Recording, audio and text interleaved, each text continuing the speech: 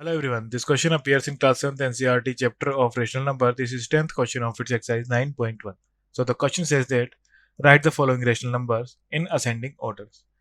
So first is minus 3 by 5, minus 2 by 5 and minus 1 by 5. So यहाँ पे हमारे पास सबके डिनोमिनेटर सेम है, so हम डायरेक्टली न्यूमरेटर कंपेयर कर लेंगे. So minus 3, minus 2 and minus 1. So minus 1 is greater than minus 2 and minus 2 is greater than minus 3. सो ये ascending order में ही अरेंज पहले से हो जाएगा this and this. Then second -1/3, -2/9 and -4/3. So यहाँ पे सबके हमारे पास डिनोमिनेटर अलग अलग हैं. सब फर्स्टली हम कंपेयर करने के लिए सबके डिनोमिनेटर सेम कर देंगे. सो फर्स्टली इसे 2/2 एंड 2/2 से मल्टीप्लाई कर देंगे. सो नंबर हो जाएंगे हमारे पास -2 यहाँ पे सॉरी हम इसे 3/3 से मल्टीप्लाई करेंगे. डिनोमिनेटर सेम करने के लिए 3 3 जा 9.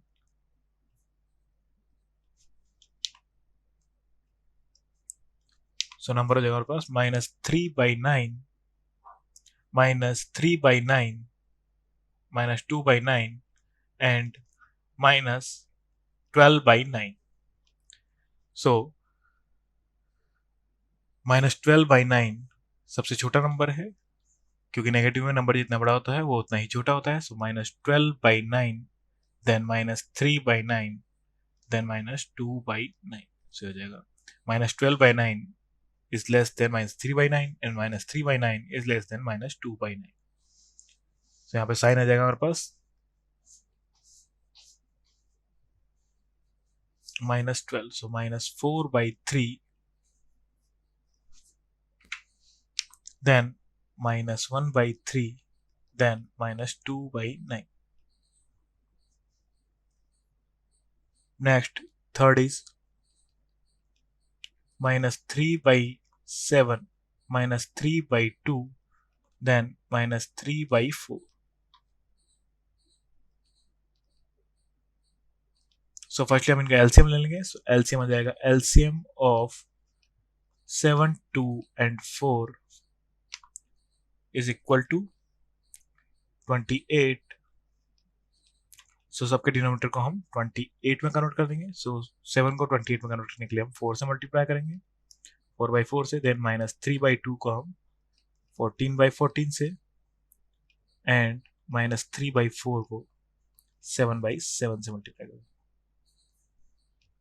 तो हमारे पास हो जाएगा -12/28,